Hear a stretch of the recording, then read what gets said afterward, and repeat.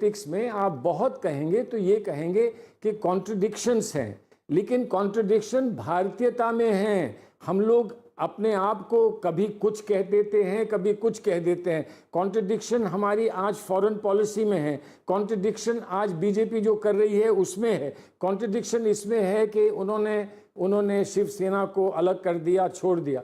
तो contradiction politics में होते हैं, कॉन्ट्रडिक्शंस के बिना पॉलिटिक्स नहीं होती। नहीं होना चाहिए कॉन्ट्रडिक्शन, अच्छी बात होगी सलमान साहब, लेकिन ये कॉन्ट्रडिक्शन बड़ा नहीं है। सलमान साहब 10 सेकंड में इसका जवाब दीजिए। ये कॉन्ट्रडिक्शन बड़ा नहीं है। Ultra right wing party Maharashtra में शिवसेना आपके साथ, दूसरी तरफ बंगाल में फुरफुरा शरीफ, और असम में अजमल, और केरल के अंदर मुस्लिम लीग। मतलब जहां जिस पे मौका मिले चौका मारना है। देखिए ऐसा, पर वो चौका नहीं लग रहा। नहीं, चौका मारने की बात नहीं है। अगर हम इनमें से किसी को छोड़ेंगे तो बीजेपी उनको साथ ले लेगी। हम तो ये जानते हैं कि बीजेपी उनको साथ ले लेगी। अगर सरकार बनानी होती किसी स्टेट में तो उनको साथ ले लेती, लेकिन नहीं होना चाहिए। ठीक है, आप किसी भी पार्टी के साथ जिसके साथ हमारा समझौता हुआ है उसको आप यहाँ पर एक तरफा उसको आप कम्युनल मत कह दीजिए, उस पर अलग चर्चा करना चाहें तो कर लीजिए। फुरफुरा शरीफ में हमारा अलायंस नहीं था, हमारा जो बड़ा अलायंस था उसमें लेफ्ट फ्रंट ने उनको शामिल किया था, लेकिन थे उस ओवरऑल अलायंस में, वो थे, इसमें दो राय नहीं है। मैं सिर्फ इतना कह रहा हूं कि कॉन्ट्रडिक्शंस पॉलिटिक्स में होते हैं और शायद होते रहेंगे, नहीं होने चाहिए। इस पे अगर आगे हमको मौका मिलेगा तो उस पर जरूर काम करेंगे। ठीक है, संबित क्विक रिबटल। कंफ्यूजन नहीं है, कॉन्ट्रडिक्शन है। और अगर आप ये मौका दे देंगे तो आप चौका मार देंगे, तो आपको कैसे मारने दे? बीजेपी दुश्मन नंबर 1 है पॉलिटिकली। देखिए, 3 शब्दों को मैंने पकड़ा है अभी सलमान जी का। एक तो बड़ी सोच, उन्होंने कहा बड़ी सोच हम भी कर सकते हैं, हम भी बड़ी सोच रख सकते हैं। अमीश जी, आप ये बताइए, बड़ी सोच कौन हो? मस्तिष्क में सोच होता है, सोच हाथ पैर में नहीं होता है, सोच मस्तिष्क में होता है।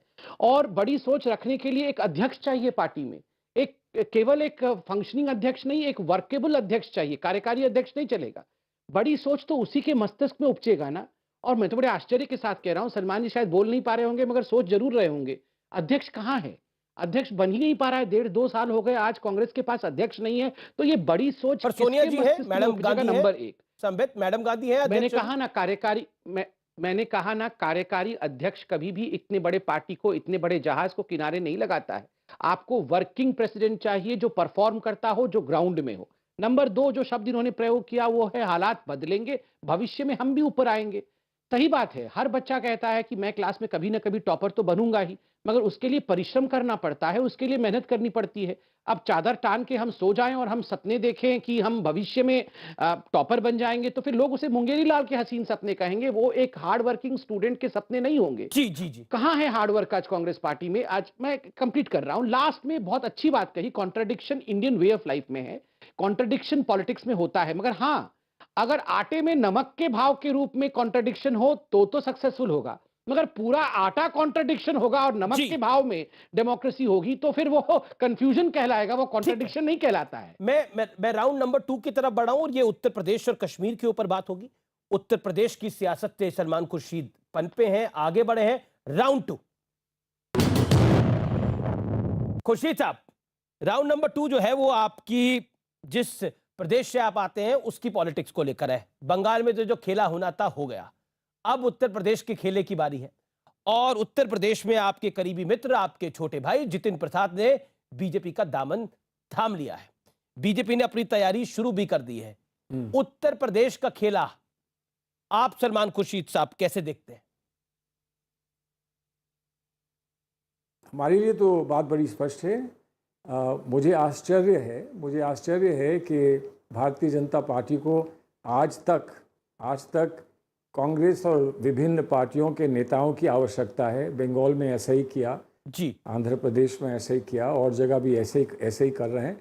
और उत्तर प्रदेश में भी वो ढूंढते फिर रहे हैं। जहां उत्तर प्रदेश में उनको इतना बड़ा बहुमत मिला है, वो अभी संतुष्ट नहीं हैं, शायद डरे हुए हैं, सहमे हुए हैं कि हम सरकार चला नहीं पाए अच्छी तरह, तो इसलिए हमको अब उन लोगों की आवश्यकता है जिनकी छवि अच्छी है या जिन्होंने कभी कोई पद ग्रहण किया था और उस पर अच्छा काम किया।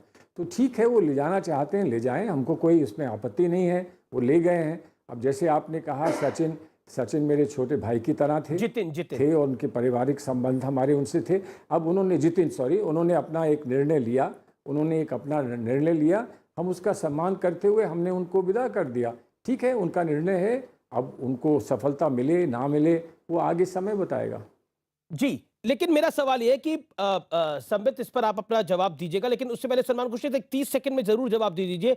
क्या आपको लगता नहीं है कि कांग्रेस उत्तर प्रदेश के अंदर जिस पॉलिटिक्स को फॉलो करती है, सेकुलरिज्म, लेकिन अभी आप हाल ही के इंसिडेंट में देखिए, गाजियाबाद में लॉ एंड ऑर्डर का विषय था, जिसमें ट्विटर के ऊपर आपके दो नेताओं ने एक ऐसा वीडियो चला दिया जो असल में थी नहीं, सिचुएशन ही नहीं थी, वहां पे मामला कुछ और था, लेकिन उस पूरे विषय को कहीं ना कहीं सांप्रदायिक बनाने की कोशिश की गई।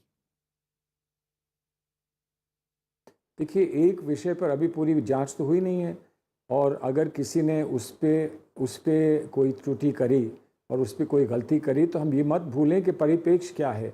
परिप्रेक्ष्य ये है कि उत्तर प्रदेश में नहीं बल्कि उत्तर प्रदेश के अलावा और कई प्रांतों में ऐसे वारदात बहुत सारे हुए हैं, और जैसी राजनीति करी जा रही है और जो बातें कही जाती हैं, उससे लोगों को ऐसा लगता है कि अगर कोई ऐसी घटना घटती है तो उसका कहीं ना कहीं संबंध उस बातचीत से या उस विचारधारा से अवश्य होगा।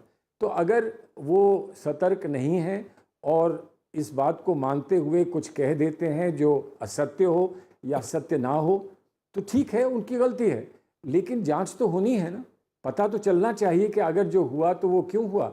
दाढ़ी तो हिंदू की भी होती है, मुसलमान की भी होती है, लेकिन जब दाढ़ी वाली बात आती है तो उसमें उसको एक धर्म के साथ जोड़ना, क्या आपको लगता नहीं नाजायज था? मुसलमान से क्यों उसमें समाजवादी पार्टी की भी एक नेता ने नहीं जोड़ना चाहिए ना।